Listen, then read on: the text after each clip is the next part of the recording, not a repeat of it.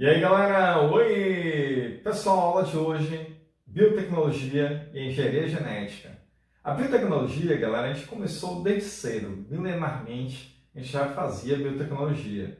Então, na produção do mel, na produção de iogurte, na produção de queijo, né? Então, quando a gente usa um animal, a gente usa uma bactéria, a gente usa plantas, né? E a gente consegue, então, controlar esses organismos para produzir coisas para a gente. Isso já é o campo da biotecnologia.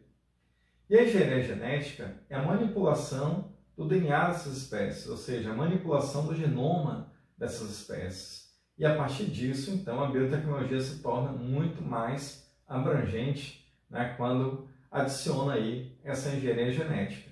Então, hoje, a engenharia genética ela é a saída, ela é a solução para vários problemas que a gente tem na indústria, na ecologia, na produção de vacinas, então na produção de anticorpos. Então é massa aí o uso dessa biotecnologia em diversos aspectos atualmente, né?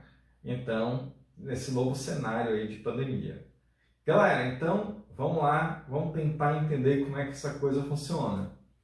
Então, tudo começou com a descoberta de uma enzima chamada de enzima de restrição. Então essa aula, a gente vai dar essa aula aqui no quadro, tá galera? Ó, então enzima de restrição. Então você está com um caderno aí, cara, ó, anote aí. Bora anotar para você ir acompanhando. Então o que é enzima de restrição? É a enzima que corta o DNA numa sequência específica, tá certo? Então o que é que ela faz? Corta DNA. E como é que essa enzima foi descoberta? Essa enzima foi descoberta a partir de uma bactéria, né, que estava sendo infectada por um vírus chamado de bacteriófago. Aquela bactéria que veio no intestino da gente, chamada Escherichia coli. Né? Então, um cientista descobriu que algumas bactérias eram resistentes ao vírus. E quando ele foi olhar, ele viu que as bactérias então cortavam o DNA do vírus, picotava lá o DNA deles. Né? E aí aquilo o cara achou massa, né? Depois que ele viu que sempre cortava na mesma sequência. E aí que existiam então outros grupos de bactérias que cortavam em sequências diferentes. E aí a gente acabou descobrindo então uma enzima que consegue então cortar o DNA em uma sequência específica.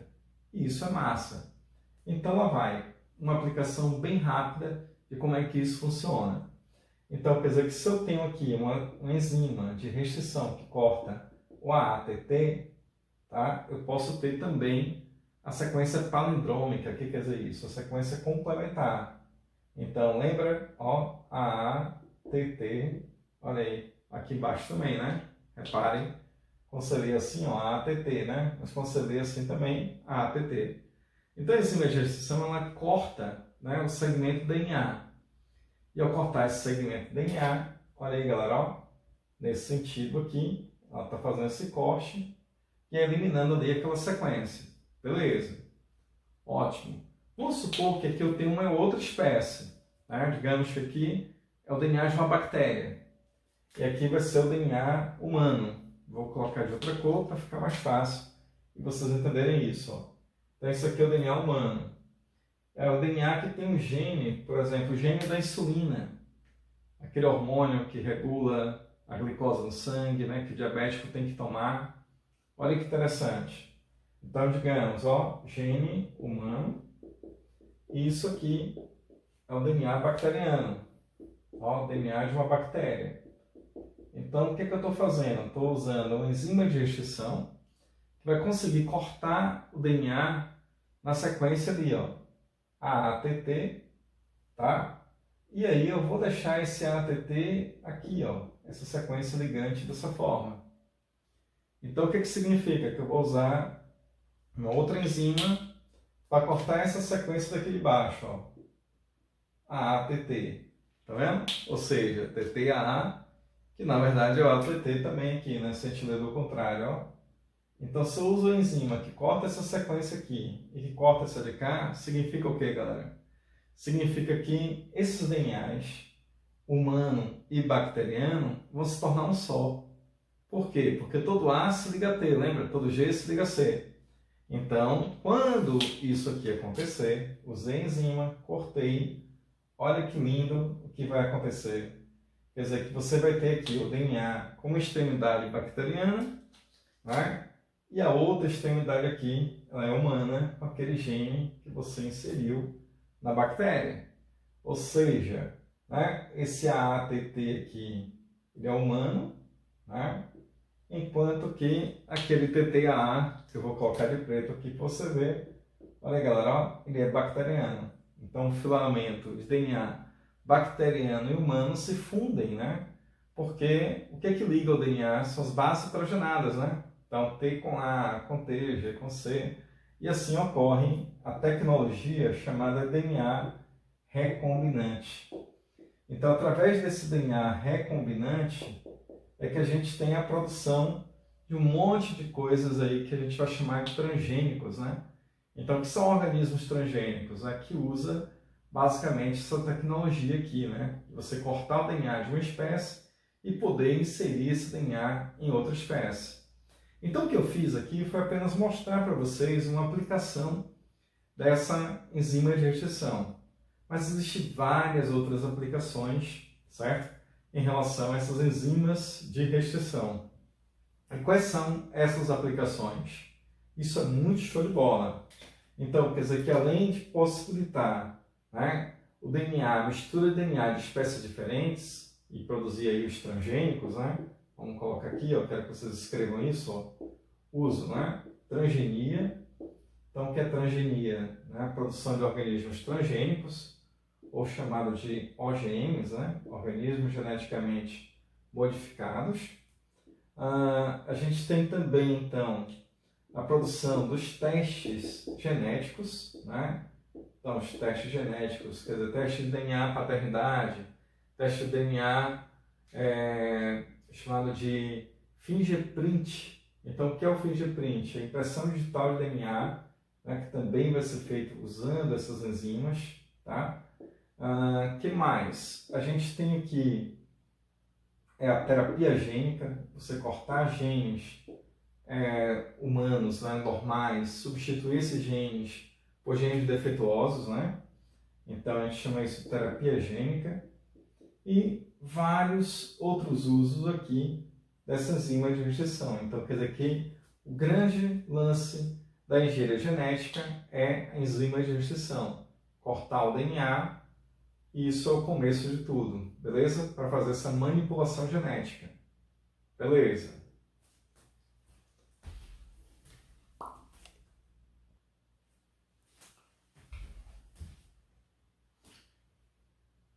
Então, uma dessas aplicações é a produção dos organismos transgênicos. Então, eu posso ter animais transgênicos, plantas transgênicas, bactérias transgênicas, vírus transgênicos.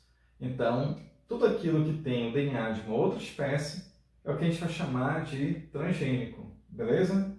Então, para fazer isso, o que é que eu tenho que fazer? Primeira coisa, isolar o gene que eu quero, o gene de interesse. Então, eu faço ali o isolamento desse gene. Então, eu vou lá e descubro qual a sequência de DNA daquele gene. Então, descobri qual é a sequência. Então, por exemplo, eu quero o gene da teia da aranha. Né? Então, quero lá produzir teia de aranha em larga escala. Por quê? Porque a teia de aranha apresenta uma alta resiliência. Ou seja, ela consegue resistir a impactos. É um material leve, né? E aí, com isso, tem várias propriedades aí interessantes na indústria. Então, a galera quer produzir carros, quer produzir aviões usando teia de aranha, né? Para resistir a impacto. Olha que massa. Bom, então o que eu quero? Primeiro, isolar o gene. Então, qual é o gene da teia da aranha? Qual é a sequência de DNA que determina a teia da aranha? Beleza. O próximo passo é cortar o gene. Então, eu corto o gene e depois eu faço o quê? Eu multiplico esse gene. Então, corto o gene, né? Descobri, uau, e agora eu vou cortar. Então, depois que eu cortei, isso é uma preciosidade, né? Então, eu não posso perder isso. Então, eu vou fazer o que aqui? Eu vou multiplicar o gene. Então, existe uma maquininha chamada de PCR. Então, o que é o PCR? O PCR é uma maquininha que faz uma reação da cadeia da polimerase, ou seja, reação em cadeia de polimerase. Então, quer dizer que vai simular a DNA polimerase. E o objetivo disso é produzir milhões de cópias. Ó, multiplica o gene usando o PCR, e esse PCR vai produzir o que aqui? Milhões de cópias daquele DNA que eu consegui extrair, né? Beleza? Então lembrando que, ó, quando a gente chama gene, quer dizer o quê? O segmento de DNA, né? Se liga aí, né?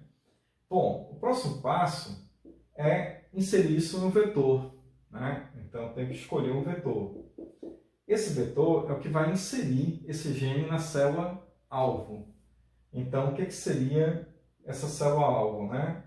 Então, seria a célula que eu quero que produza aquela característica, ou seja, quem é que eu quero que produza a teia da aranha?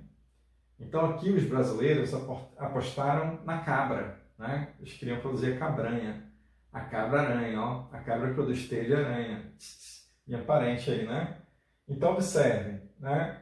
Então, o que é que foi feito aqui? Então, a inserção, ó, no organismo receptor, ou seja, na célula chamada célula-alvo, né? E quem que seria essa célula-alvo? A célula-alvo ela tem que ser sempre para um organismo multicelular o zigoto, né? Tem que ser o zigoto da planta, o zigoto do animal, porque todas as células vão possuir aquele gene que eu coloquei, né? Então isso é super importante. E a escolha do vetor. O vetor geralmente vai ser vírus. Aí vai ser o adenovírus, que são vírus de resfriado, né? E que, por exemplo, um desses adenovírus é o da vacina da Oxford, né? Que acaba tendo aí o material genético, né, do vírus da Covid. Mas tudo bem, vamos lá. Então, galerinha, ó, corta o gene que eu quero, né? Cortei o gene da teia da aranha, vou multiplicar esse gene no PCR, vou produzir milhões de cópias, vou colocar isso no vetor, né? Para colocar isso no vetor, eu tenho que fazer DNA recombinante, cortar DNA, colar DNA, e daí agora fazer inserção na célula-alvo. E quem é que faz isso? O vírus. Então, vamos ver isso, como vai ficar bonitinho aqui na explicação que eu vou fazer uma célula, tá certo? Então, anotem tudo isso aqui, tá, galera? Porque lá no Enem, vocês vão ver que isso cai pra caramba e é super importante para você estar com tudo anotadinho, bonitinho, para você fazer sua prova lá no final do ano, tá? Vamos lá, vamos fabricar aí a cabranha para a gente ver como é que funciona isso nos desenhozinhos aqui para você ver como é que a coisa funciona. Vamos lá, bora ver. Então o primeiro passo é isolar o gene da teia da aranha, né? Então tem que ir lá na aranha, procurar esse gene da teia da aranha. Então peguei a célula da aranha, né? Analisei esse DNA e descobri, ó, aqui é o gene da teia da aranha. O que é que eu fiz? Cortei esse DNA, isolei o DNA. Beleza. A gente cortou esse DNA e vai colocar onde? Na maquininha chamada o que aqui? De PCR. O que é que o PCR faz? Vai produzir milhões de cópias desse gene, tá certo? Eu vou guardar esse gene da teia da aranha, vou vender esse gene da teia da aranha, né? Vou fazer um monte de coisa com essas cópias, beleza. E algumas cópias, então, eu vou fazer o que aqui? Eu vou colocar esse gene em um vírus, porque ele que vai ser o vetor para eu colocar isso lá no zigoto da cabra, né? Então, como é que funciona isso? Aí esse vírus, que está aqui, ó, é um adenovírus, ou seja, um vírus de DNA. E aí eu vou pegar, então, esse vírus de DNA, tirar aqui, né, o que causa a doença, tá? E vou deixar o poder infectante desse vírus aqui, o gene que provoca a infecção. Coloco agora esse gene da aranha aqui, ó. Vou pegar o DNA da aranha e colocar nesse vírus. Então esse adenovírus já é um vírus mutante que carrega aqui a informação genética, né, da teia da aranha. E agora qual o próximo passo? Infectar o zigoto. Então essa célula, ó, a célula-ovo, né, o zigoto dessa cabra, né, que vai ser colocado aqui, ó. Então a gente vai lá, né, o vírus vai encaixar aqui nessa célula, né? Então vai jogar aqui o material genético, porque é isso que um vírus faz, um adenovírus. Então ele injeta aqui o material genético dele, coloca aqui o gene da teia da aranha, faz essa inserção no genoma nuclear, né, desse zigoto, e assim esse zigoto tem um DNAzinho lá de vírus carregando o DNA de quem? da teia da aranha. E aí a gente vai fazer o que agora? Colocar esse zigoto para se dividir, né, para formar novas células. Elas vão sofrer mitose. Lembra que mitose é aquela divisão que forma células iguais? E assim, 2 células iguais, 4 células iguais, 8 células.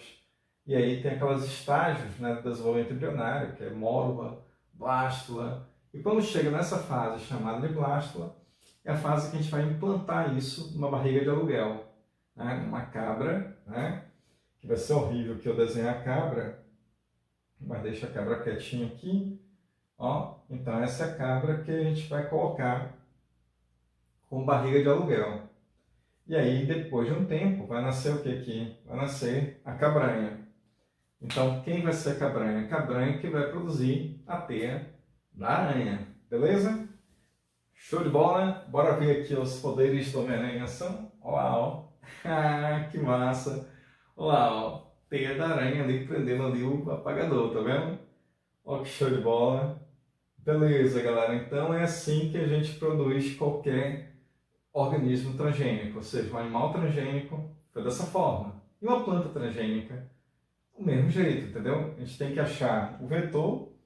O vetor, geralmente, para plantas transgênicas, são balas de ouro. Então, você vai colocar microsferas de ouro, né, amarrar o DNA de interesse nessas microsferas. A gente tem lá, né, uma coisa que, digamos, dispara, né, como se fosse uma pistola que dispara essas bolas de ouro na célula vegetal, e aí com isso, né, consegue inserir o DNA de interesse na planta, e assim a planta passa a ter a característica que você quer.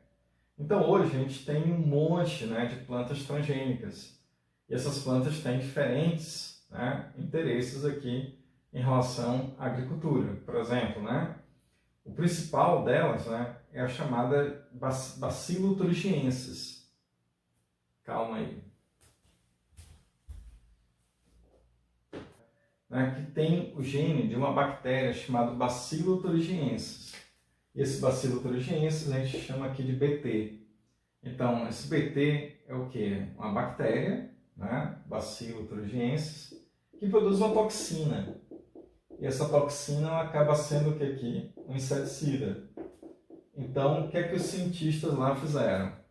Pegaram, então, o DNA dessa bactéria, ó, isolaram o gene da bactéria que produz a toxina e fizeram a mesma coisa. Fizeram o que aqui? Só não colocou num vírus, colocou numa bola de ouro, né? Uma microsfera de ouro, amarrou esse DNA aqui nessa microsfera e aí dispara através de uma pistolazinha ali, ó. Você vai inserir essas balas de ouro com o gene na célula vegetal. Aí essa célula vegetal, ela tem um poder de diferenciação relativamente grande, né? E aí ela passa ali a, de repente, ganhar esse gene e começar a se multiplicar, ou seja, sofrer mitoses. E aí, ao sofrer mitoses, o que acontece? Ela começa a formar raiz, caule, folha, e assim você vai ter uma plantinha, né? Que essa plantinha, então, ela vai ter o que aqui?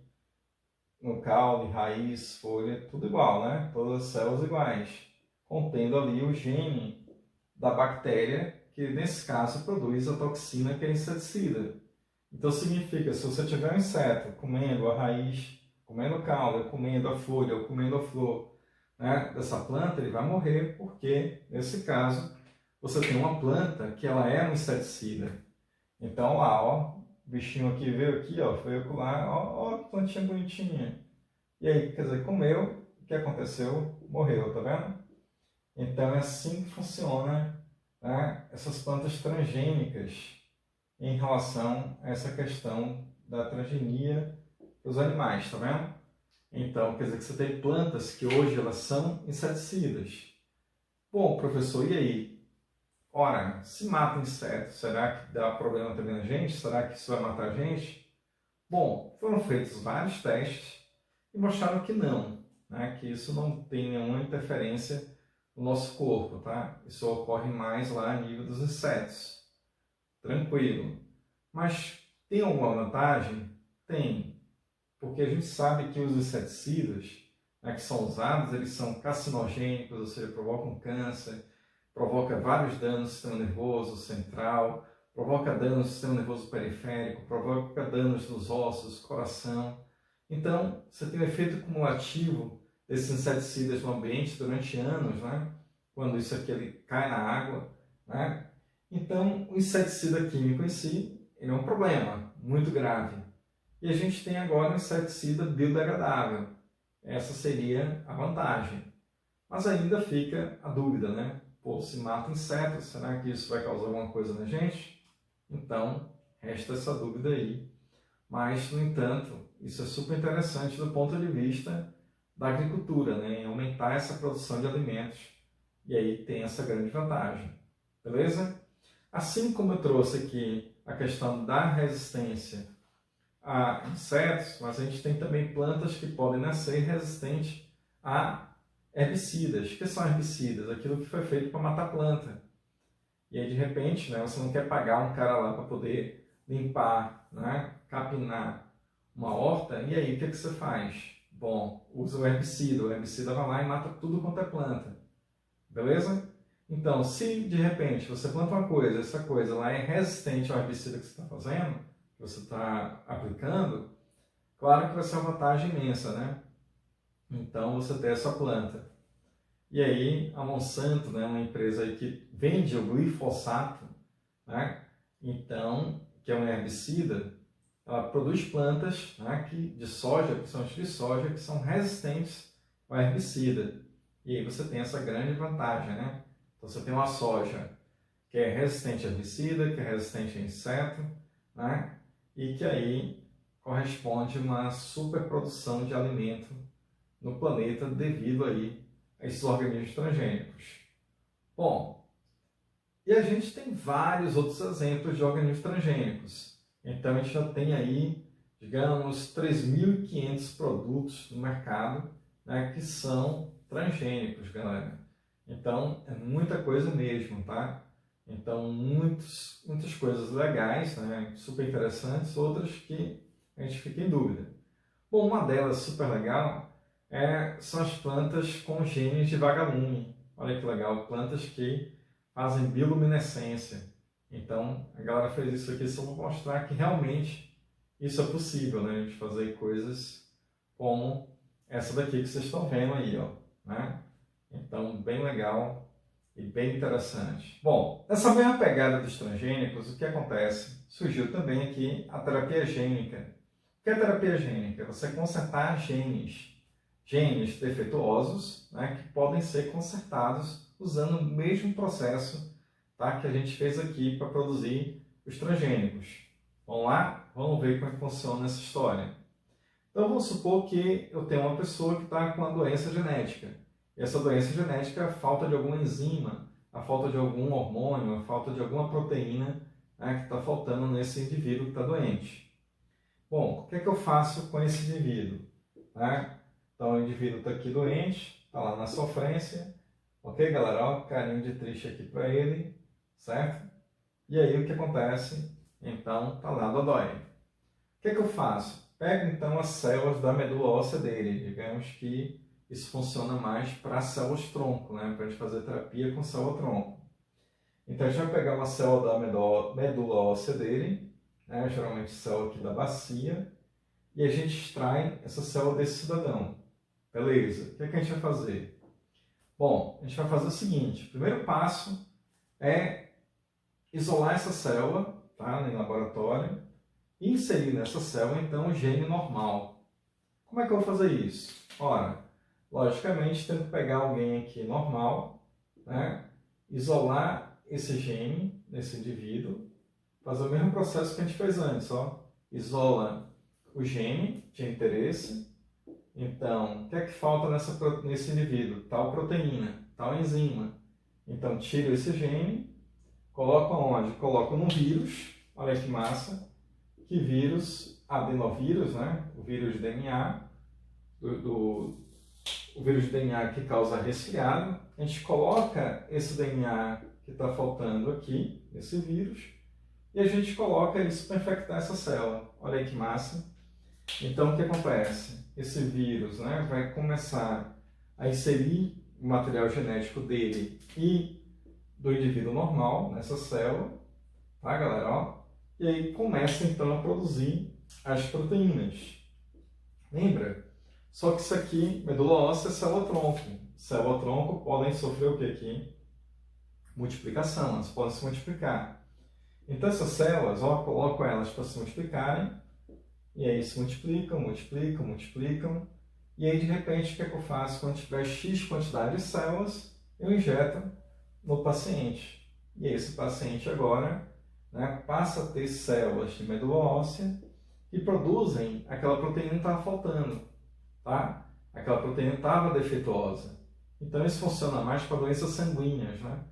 Então de repente até a anemia falciforme poderia ser curada dessa forma, né? Uma doença genética e que você tem aqui uma terapia para consertar então genes defeituosos. Então a gente chama isso de terapia gênica, beleza?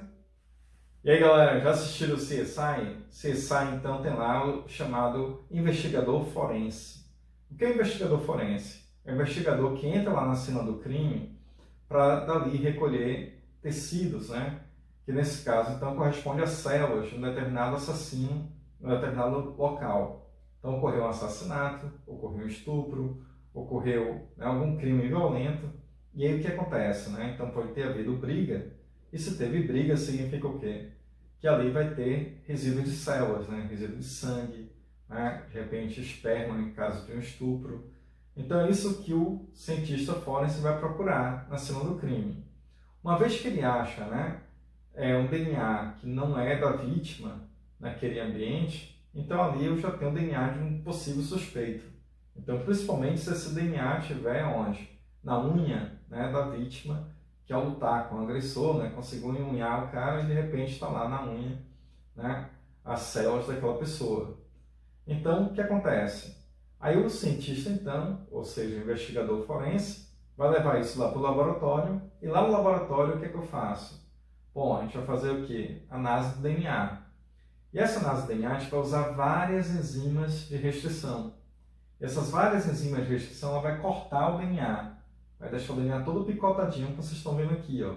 Então a gente usa 10 enzimas de restrição, vai picotar esse DNA em vários tamanhos e a gente vai colocar isso numa maquininha chamada máquina de eletroforese.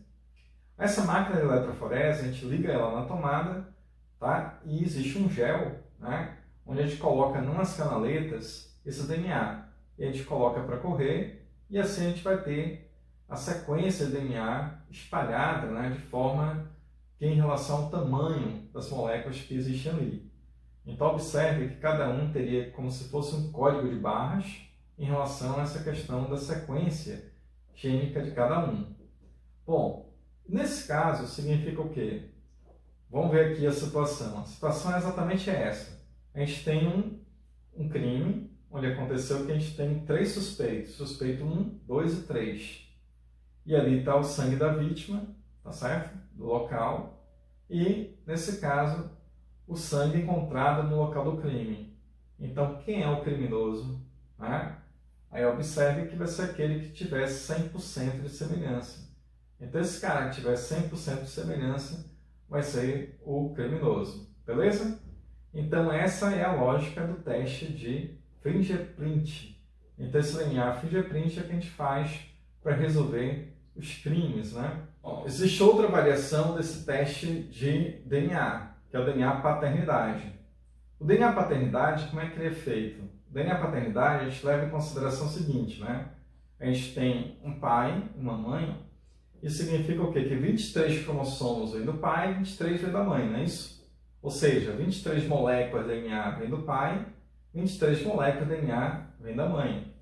Então, o que significa isso? Significa que metade do meu DNA é do meu pai e a outra metade é de minha mãe. E aí quer dizer que em relação ao teste de DNA, é assim que vai funcionar essa história. Então, quer dizer que a gente vai ter padrões de banda diferentes, certo? Cada um tem seu padrão de bandas. E quando a gente tiver um filho, o que acontece? Ele vai ter metade do meu padrão de bandas. E a outra metade vai ser de quem? Da mãe, tá certo? Então essa é a lógica do sistema. Ok, galera? Ó, então padrão de bandas corresponde a esses tracinhos que a gente vê aqui. beleza? Então, se isso aqui é o padrão de bandas, né? Meu padrão de bandas, então significa que meu filho tem que ter 2 desses padrões, né? Se eu estou usando 4 enzimas, significa que 2 desses padrões vai estar no meu filho e 2 padrões vão ser de quem? Da mãe, tá certo? Então, digamos, ó, que meu filho tem esse e esse padrão. E a mãe, nesse caso, já tem os padrões totalmente diferentes, ó. Então, com tamanhos diferentes, certo? Que não correspondem a essa mesma espessura que existe aqui no meu padrão de bandas. Tá vendo? Então, é totalmente diferente esse padrão de banda da mãe. E aí, ó, mãe, pai, e aqui está o filho. Então, o filho, ó, tem aqui o padrão de bandas da mãe e esse padrão de bandas que vem aqui de vermelho do pai, tá vendo? Então, esse com esse está dizendo que isso aqui é filho da mãe e isso aqui com isso aqui está dizendo que é filho de quem? Do pai, tá vendo? Então, metade do padrão de bandas vem do pai, metade do padrão de bandas vem de onde? Da mãe. E é assim que funciona os testes de DNA.